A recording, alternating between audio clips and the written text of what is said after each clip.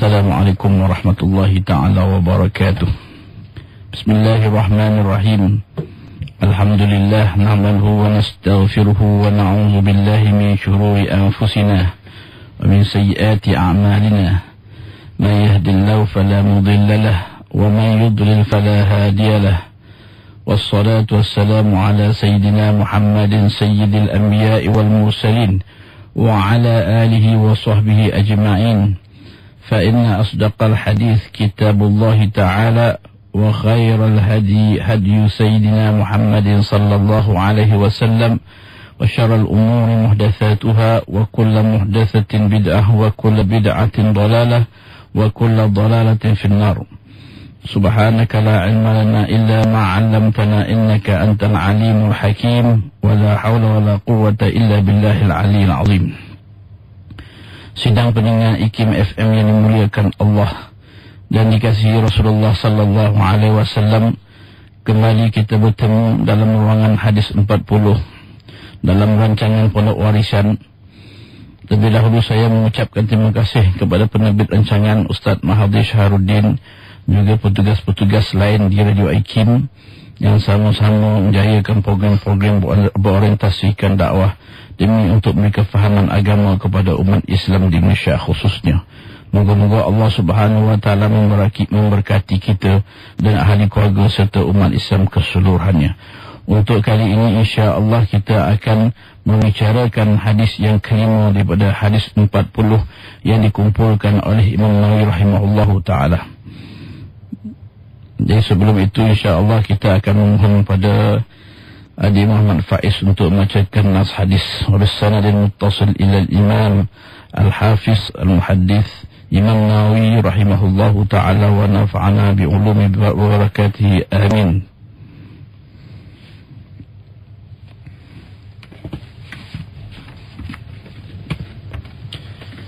عن المؤمنين عبد الله عائشة رضي الله تعالى عنها قالت قال رسول الله صلى الله عليه وسلم من أحدث في أمرنا هذا ما ليس منه فهو رد. رواه البخاري ومسلم. وفي رواية لمسلم من عمل عملا ليس عليه أمرنا فهو رد. Barang siapa yang mengadakan dalam urusan agama kami suatu pekerjaan yang tiada daripadanya, maka yang diadakan itu ditolak. Diriwayatkan oleh Imam Bukhari dan Muslim. Dalam riwayat Muslim dinyatakan, barang siapa yang mengerjakan suatu pekerjaan yang tiada di atasnya urusan kami, maka ia tertolak. Sidang pendengar IKIM FM yang dirahmati Allah Subhanahu wa taala. Begitulah bunyi hadis yang akan kita bicarakan pada hari ini, yaitu Rasulullah sallallahu alaihi wasallam telah bersabda, dan hadis ini telah diriwayatkan oleh Ummul Mukminin yaitu Aisyah radhiyallahu taala anha, yang berbunyi man ahdasa fi amrina hadza ma laysa minhu fahuwa raddun, yang bermaksud barang siapa yang mengadakan dalam urusan agama kami ini suatu pekerjaan yang tiada daripadanya, maka ia tertolak.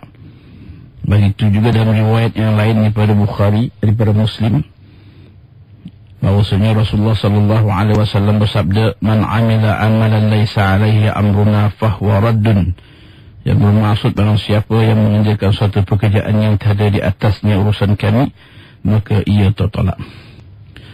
Sidang pendengar IKIM FM yang dirahmati Allah Subhanahu wa taala, hadis ini telah diriwayatkan oleh Ummul Mukminin Ummi Abdullah Aisyah radhiyallahu taala anha.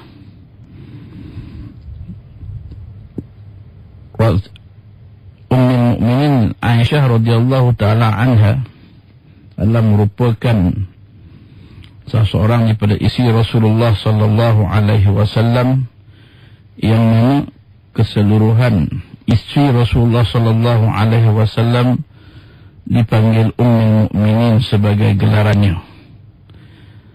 Dan Siti Aisyah radhiyallahu taala menggunakan gelaran Ummi Abdullah, yaitu ibu kepada Abdullah, yang merupakan seorang anak kepada saudara perempuannya yaitu Asma, yang berkahwin dengan Zubair dan melahirkan seorang anak yang bernama Abdullah bin Zubair. Maka kalimah ibu kepada orang mukmin itu sebagai satu penghormatan dan membesarkan akan isi Rasulullah sallallahu alaihi wasallam. Adapun Rasulullah sallallahu alaihi wasallam pula adalah abul mukminin, yaitu ayah kepada orang mukmin daripada segi sifat kasih sayang dan rahmatnya kepada orang mukmin, dan bukannya ayah nasab atau ayah angkat sebagaimana yang tadi tegaskan oleh Al-Quran Al-Karim. Allah Ta'ala berfirman, "Ma kana Muhammadun aba ahadin min rijalikum walakin Rasulullah wa khataman nabiyyin wa kana Allahu bikulli syai'in alimah."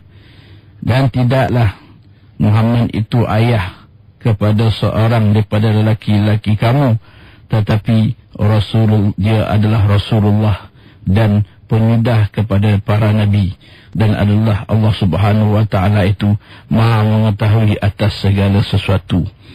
Jadi dalam ayat ini Allah Subhanahu wa ta'ala ingin membuat penafian bahawasanya Nabi sallallahu alaihi wasallam adalah merupakan ayah nasab kepada seseorang lelaki atau anak angkat. Karena itulah hikmahnya Allah Subhanahu wa ta'ala mewafatkan anak-anak lelaki Rasulullah sallallahu alaihi wasallam di masa kecilnya. Begitu juga Sayyidina Aisyah radhiyallahu ta'ala an adalah merupakan Siddiqah binti Siddiq, yaitu seorang perempuan yang jujur, seorang perempuan yang ikhlas daripada seorang lelaki yang siddiq, yang jujur. Atau dikatakan juga Habibah bintil Habib, yaitu sebagai seorang kekasih daripada anak lelaki kekasih, karena ayahnya juga adalah merupakan kekasih bagi Rasulullah sallallahu alaihi wasallam.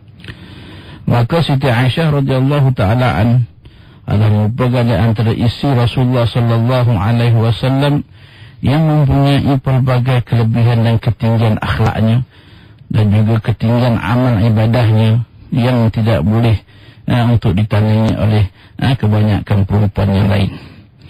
Pernah dinyatakan oleh Al-Ata, mengatakan bahawasanya daripada Abdurrahman bin Qasim telah berkata, Aisyah telah berpuasa ad-dahr, iaitu berpuasa sehari puasa, sehari dibuka, sentiasa melakukan puasa tersebut kecuali lah hari raya haji dan hari raya puasa. Begitu juga dinyatakan bahawasanya Aisyah radhiyallahu ta'ala an adalah merupakan salah seorang daripada sahabat di kalangan para sahabat yang paling banyak sekali mengetahui akan hadis Rasulullah sallallahu alaihi wasallam. Aisyah radhiyallahu ta'ala an dikahwini oleh Rasulullah sallallahu alaihi wasallam di Mekah pada bulan Syawal, dan ibunya bernama Ummu Roman. Dinyatakan juga bahawasanya Aisyah radhiyallahu ta'ala an hidup selepas wafat Rasulullah sallallahu alaihi wasallam selama 40 tahun, dan dia adalah merupakan wanita yang disayangi oleh Rasulullah sallallahu alaihi wasallam selepas Khadijah, dan perkara ini telah dinyatakan oleh Imam Nawawi dalam Rawdahnya. Imam As-Subki dalam Halabiyatnya juga telah menyatakan kedudukan isteri Nabi sallallahu alaihi wasallam daripada segi kemuliaan. Yang pertama sekali Khadijah, kemudian Aisyah, kemudian Hafsah, dan kemudiannya baki isterinya yang lain.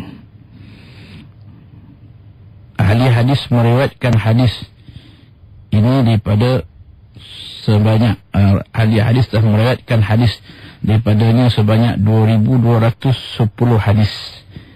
174 daripadanya dipersetujui oleh Al-Bukhari dan Muslim, dan 64 diriwayatkan sendiri oleh Imam Bukhari radhiyallahu ta'ala an.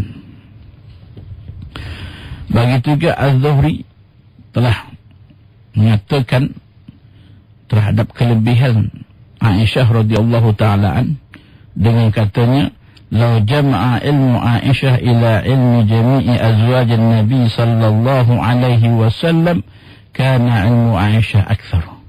Kalaulah dikumpulkan ilmu Aisyah kepada ilmu keseluruhan isteri-isteri Nabi sallallahu alaihi wasallam, adalah ilmu Aisyah itu lebih banyak daripada ilmu isteri Nabi yang lain. Begitu juga Masruq tabi'in, seorang tabi'in pernah mengatakan, laqad ra'ayna al-akabir min ashabi Rasulillah sallallahu alaihi wasallam yas'aluna Aisyah 'anil fara'id. Sesungguhnya kami melihat sebilangan pembesar-pembesar sahabat Nabi sallallahu alaihi wasallam telah bertanya dengan Aisyah radhiyallahu taala anha tentang kefarduan. Jadi begitulah kelebihan dan juga kemuliaan yang dimiliki oleh Aisyah radhiyallahu taala an, yang merupakan kekasih bagi Rasulullah sallallahu alaihi wasallam, juga ayahnya merupakan kekasih bagi Rasulullah sallallahu alaihi wasallam. Ustaz, apakah tafsiran umum bagi hadis ini Ustaz? Sidang pendengar IKIM FM yang dirahmati Allah, lagi dimuliakan Allah Subhanahu wa taala. Barang siapa yang mengadakan dalam urusan agama kami ini suatu pekerjaan yang tiada dipadanya, maka yang itu adalah tertolak. Maksudnya daripada hadis ini, daripada makna hadis ini, sesiapa yang membuat atau melakukan dalam urusan agama tanpa ada dalil daripada asas agama, maka ia ditolak. Begitu juga dalam riwayat Muslim yang dibacakan tadi, yang berbunyi, barang siapa yang mengerjakan suatu pekerjaan yang tiada di atasnya urusan kami, maka ia tertolak. Ini bermaksud tiap-tiap pekerjaan yang tidak terletak di bawah mana-mana dasar atau sumber hukum syarak adalah tertolak. Maka dengan jelas hadis ini adalah merupakan dasar dalam beramal dalam agama Islam, iaitu sebagai dasar yang menentukan amal yang pada zahirnya yang diterima oleh Allah Subhanahu wa taala, seperti mana hadis yang pertama dahulu kita bicarakan yang berbunyi innamal a'malu binniyat, sungguhnya setiap amalan itu dengan niat. Dan hadis ini merupakan dasar kepada penentuan terhadap amal batin. Sedangkan hadis yang kita baca hari ini merupakan dasar terhadap zahir bagi setiap amalan itu untuk diterima oleh Allah Subhanahu wa taala. Sebagaimana yang telah dimaklumi bahawa tiap-tiap amal yang kita laksanakan bukan kerana Allah tidaklah berpahala. Sebegitu juga tiap-tiap amal yang dilakukan dengan tidak menurut perintah Allah dan Rasulnya tidak juga diterima, malahan ditolak sama sekali. Begitu juga tiap-tiap amalan yang tidak bertepatan dengan apa yang didatangkan oleh Rasulullah sallallahu alaihi wasallam, maka ia ditolak. Inilah nilaian hukum yang terdapat di dalam hadis ini. Ustaz, apakah maksud sebenar bid'ah itu? Sedang pendengar IKIM FM yang dimuliakan Allah Subhanahu wa taala, sesungguhnya persoalan bid'ah adalah merupakan satu persoalan yang terlalu penting dan satu persoalan yang boleh meninggalkan risiko yang buruk jika ianya tidak difahami dengan sebenarnya. Ini kerana ia boleh membawa kepada menyerap, masuk dan bercampurnya kemahuan nafsu ke dalam kemurnian syariat Islam yang suci itu sendiri. Kita sudah maklum bahawa perkara-perkara baru, perubahan-perubahan dan perkembangan aktiviti manusia sentiasa mendatangi kehidupan seharian manusia yang tidak pernah ada kesudahan. Adapun nas-nas syarak termaktub dan terbatas, maka tidak perlu disandarkan setiap perbuatan itu kepada nas-nas yang sesuai dengannya atau menyesuaikan dengan mana-mana sumber-sumber dan kaedah-kaedah syarak yang dibenarkan dengannya, serta mengambil perkiraan kepada maqasid syarak. Oleh itu, kalimah bid'ah ini hanya boleh diperkatakan kepada mereka yang berkeahlian, iaitu mereka yang mempelajari segala yang bersangkutan dengan ilmu syarak dan usulnya dan bergulungan dengan fatwa dan ilmu istinbat. Sidang pendengar IKIM FM yang dimuliakan Allah, maksud bid'ah di persegi bahasa Arab iaitu makana mukhtara'an min ghairi misalin sabiqin, iaitu sesuatu yang diadakan yang tidak ada sebelumnya seumpama itu. Atau dalam kata mudah, bid'ah ialah lawan kepada sunnah. Sunnah ialah sesuatu yang disandarkan kepada Nabi, sama ada perkataan, perbuatan atau pengakuan. Sedang mana bid'ah adalah sesuatu yang disebut ke atas setiap perbuatan yang berada dalam lingkungan nas dan usul syariat yang terdiri ijma' dan qiyas dan maslahah yang bersesuaian sekalipun ianya tidak pernah dilakukan atau diperintah oleh Rasulullah sallallahu alaihi wasallam. Sekalipun demikian, sedang pendengar IKIM FM yang dimuliakan Allah Ta'ala, sekalipun demikian, kita dapati terdapat di kalangan sebahagian manusia dalam masyarakat Islam kita yang berfahaman melampau, yang mengatakan setiap kebaikan dan qata'atan yang tidak dilakukan pada zaman Nabi sallallahu alaihi wasallam dan sahabat itu sebagai bid'ah yang sesat. Malah ada sebahagian fuqaha mengingkari pembahagian bid'ah kepada hasanah, iaitu bid'ah yang baik, iaitu perkara baru yang baik, atau sayyi'ah, ataupun perkara baru yang tidak baik, ataupun pembahagian bid'ah kepada makbulah, iaitu bid'ah perkara baru yang diterima oleh syarak, atau mardudah, atau perkara baru yang ditolak oleh syarak. Pandangan mereka ini berdalilkan kepada beberapa hadis. Antaranya satu hadis yang diriwayatkan oleh Abu Daud dan Tirmizi daripada hadis Irbad bin Sariyah, bahwasanya Rasulullah sallallahu alaihi wasallam berkhutbah yang berbunyi, "Iyyakum muhdatsatil umur, fa inna kulla muhdatsatin bid'ah wa kulla bid'atin dhalalah." Yang bermaksud, hendaklah kamu jauhi daripada perbuatan-perbuatan yang baru. Sesungguhnya setiap yang baru itu adalah bid'ah, dan setiap yang bid'ah itu adalah sesat. Tetapi apakah mereka yang mengingkari pembagian bid'ah kepada hasanah, kepada adanya bid'ah baik dan adanya bid'ah yang tak baik, lupa bahawasanya Rasulullah sallallahu alaihi wasallam sendiri yang membahagikan perkara yang baru itu kepada baik dan tidak baik, ataupun membahagikan perkara bid'ah itu hasanah dan sayyi'ah. Satu hadis yang dikeluarkan oleh Imam Muslim daripada Jarir radhiyallahu taala an, juga hadis Ibnu Majah daripada Abi Juhaifah, mengatakan bahwasanya Rasulullah sallallahu alaihi wasallam pernah bersabda, "Man sanna sunnatan hasanatan falahu ajruha wa ajru man amila biha min ba'dih ila yaumil qiyamah min ghairi an yanqusa min ujurihim syai'. Wa man sanna sunnatan sayyi'atan kana 'alaihi wizruha wa wizru man 'amila biha min ba'd min ghairi an yanqusa min awzarihim syai'." Yang bermaksud, sesiapa yang melakukan satu pekerjaan yang baik, maka baginya pahala.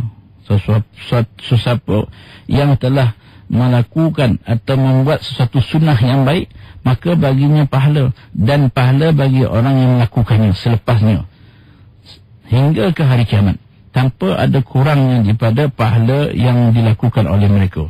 Begitu juga sesiapa yang mensunahkan akan satu sunnah, satu pekerjaan yang tidak baik, maka baginya akan dosa, dan dosa bagi orang yang melakukannya selepasnya tanpa ada kekurangan sesuatu pun daripada dosanya. Maka mengikut daripada hadis ini, kita mengatakan bahawasanya hadis ini jelas kepada kita sebagai dalil mengatakan bahawasanya pembahagian sesuatu pekerjaan yang baru itu kepada hasanah, kepada baik dan sayyi'ah adalah datangnya daripada Rasulullah sallallahu alaihi wasallam sendiri. Kerana itu, mengikut sebagian pendapat, semenjak dari datang hadis inilah bermulanya penerimaan setiap perkara baru yang dilakukan pada zaman Khulafa'ur Rashidin, juga pada zaman sahabat, juga pada zaman tabi'in. Kerana itu juga, selepas kurun ketiga, umat Islam menerima perkara baru yang banyak, di antaranya seperti pembarisan Al-Quran dan pengubuhan titik terhadap Al-Quran Karim, juga penyusunan atau pembahagian Al-Quran mengikut juzuk, begitu mengikut suku dan tempat yang sunat sujud. Begitu juga pewujudan ilmu tajwid dan disiplin ilmu-ilmu yang lain seperti ilmu bahasa, ilmu fiqh, ilmu usuluddin, dan lain-lain lagi daripada disiplin-disiplin ilmu. Sidang pendengar yang dimuliakan Allah Subhanahu wa taala, kita juga sedia maklum bahawa imam kita, Imam Syafi'i rahimahullahu ta'ala pernah berkata, ma ahdatha wa khalafa kitaban aw sunnah aw ijma'an aw asaran fahuwa bid'ah dhallah wa ma ahdatha min al-khair wa lam yukhalif syai'an min dhalika wa huwa al-bid'ah mahmudah.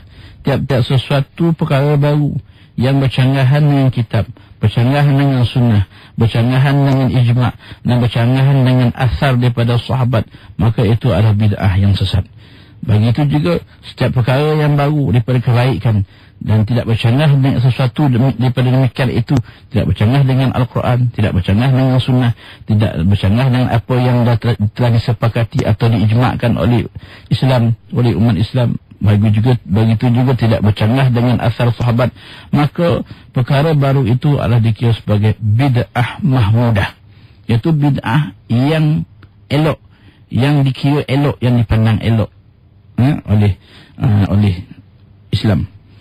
Begitu juga Abu Syamah, iaitu guru kepada Imam Nawawi sendiri, yang mengarang mengumpulkan kitab hadis 40 ini, mengatakan dalam perkataannya, wa man ahsanu mabtada'a fi zamanina ma yaf'alu kullu 'amin fil yawm al-muwafiq li yawmi maulidihi sallallahu alaihi wasallam min as-sadaqat wal ma'ruf wa izhar az-zinah wa surur fa inna dhalika ma'a fihi min al-ihsan ila al-fuqara mash'arun bi mahabbatihi sallallahu alaihi wasallam wa ta'zimihi wa jalalatihi fi qalbi fa'il dhalika. Dan apa-apa sesiapa yang melakukan dan dikira sesuatu yang baik terhadap apa-apa yang telah diperbuat pada zaman kita sekarang ini, daripada perkara-perkara pada tiap-tiap tahun yang bertepatan dengan Maulid Nabi sallallahu alaihi wasallam, daripada perkara-perkara sedekah dan juga perkara-perkara kebaikan, dan juga menzahirkan akan keindahan pakaian dan juga bergembira, kerana demikian itu adalah sebagai belas kasihan kita pada fakir, adalah merupakan masyar, tanda kita menzahirkan kasih kita kepada Rasulullah sallallahu alaihi wasallam.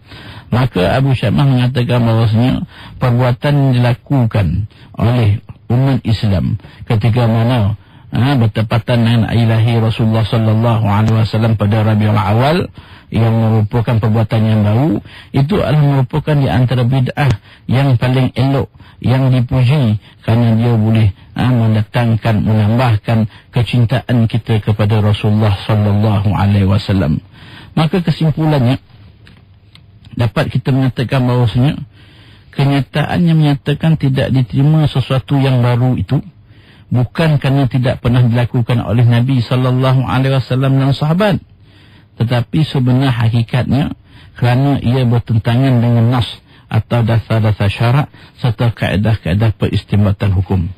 Bukan bermaksud setiap perkara yang Rasulullah tak pernah lakukan atau sahabat tak pernah lakukan tidak dibolehkan untuk kita melakukannya, tetapi sebenarnya perkara yang bid'ah iaitu perkara-perkara yang baru, yang bertentangan dengan nas, bertentangan dengan dasar-dasar syarak serta bertentangan dengan kaedah-kaedah pengisbatan hukum, maka itulah dikatakan bid'ah yang ditolak.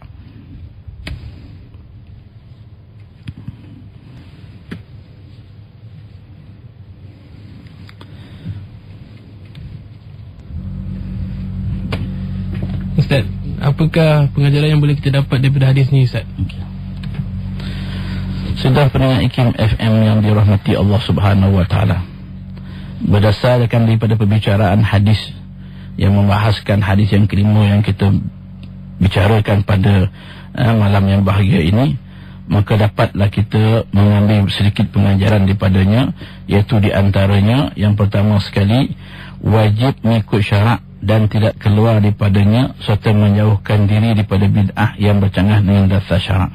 Yang bermaksud wajib bagi setiap mukmin muslim untuk mengeluarkan atau menjauhkan dirinya daripada perbuatan bid'ah yang bercanggah, yang tidak ada dasarnya daripada syarak sebagaimana yang kita maklumi. Begitu juga yang kedua, agama Islam ini terbina atas sumber-sumber yang telah diijma'kan yang telah diputuskan, yang telah disepakati oleh ulama-ulama ahli sunnah wal jamaah, yaitu Al-Quran Al-Karim, sunnah, ijma' dan qiyas. Begitu juga wajib ke atas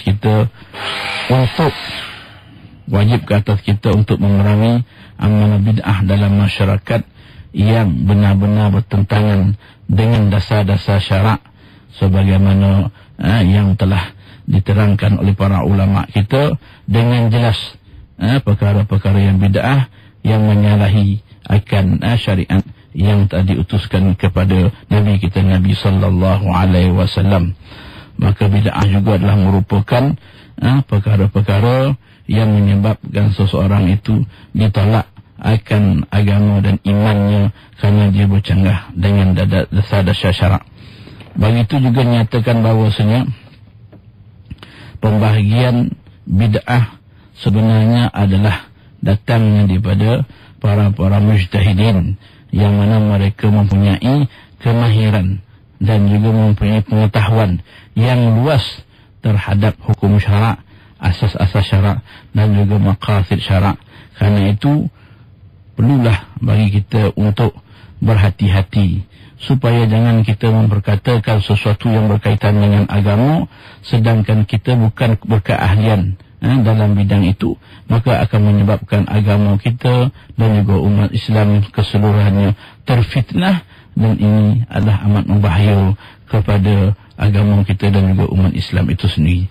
Dan akhirnya cukup setakat itu dulu untuk pembicaraan kita pada kali ini. Moga-moga Allah Subhanahu wa taala akan memberikan kita pengetahuan dan juga kefahaman terhadap agama yang kita cintai ini. Dan saya doakan moga-moga Allah Subhanahu wa taala menolong kita, ahli keluarga kita dan juga umat Islam terutama di Malaysia ini dengan naungan rahmat dan inayahnya, juga menolak daripada umat Islam dan juga agama Islam daripada fitnah yang semakin hari semakin mencabar ke atas agama kita dan juga umat Islam keseluruhannya. Dan moga-moga di hari akan datang kita akan bertemu kembali di waktu yang sama. Dan saya sudahi dengan aquli qawli hadza astaghfirullahal azim li wa lakum wa lisairil muslimin wal muslimat. Assalamualaikum warahmatullahi taala wabarakatuh.